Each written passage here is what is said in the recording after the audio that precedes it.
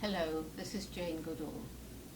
21st of September 2015, the United Nations International Day of Peace dawns on a world where, for so many, the very concept of living in peace must seem unreal, like a distant dream.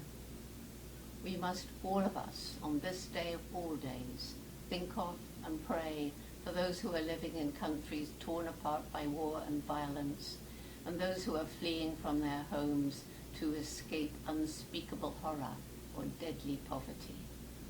I feel such deep gratitude to all those who are not just wringing their hands over the refugee crisis, but who are actively helping, who are welcoming the weary, grieving and desperate people, opening their homes, working to do their part with donations of food, time or money. For many months, we've been witnessing the plight of hundreds and thousands of refugees pouring into Europe and neighboring countries. For most people who watched the tide of human misery on their TV screens, it was shocking, tragic, but unreal.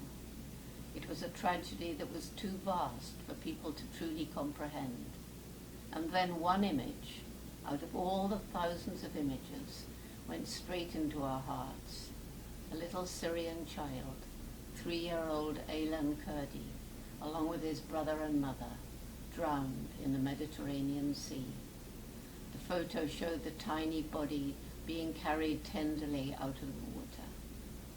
"Humanity washed ashore," said the headline, and it went viral. Aylan became a symbol of the refugee crisis sweeping Europe. Suddenly we were connected viscerally to the reality of that crisis. Suppose that had been our child, thought parents. It is the stories of individuals that reach into our hearts, helping us to understand that these refugees are real people with hopes and fears, helping us to imagine what it must be like to know such desperation, such terror, such hopelessness, that we will risk our lives and the lives of our precious children in the hope of finding security and peace. On this day, when the peace bell rings out at the United Nations headquarters in New York, let us all think and think deeply if there is anything we can do to make a difference. For we can no longer leave the solution of such an enormous problem to the politicians alone. And while we may be lucky enough to live in peace ourselves, we shouldn't take this for granted. We must work to maintain peace in our lives, our communities, our nations.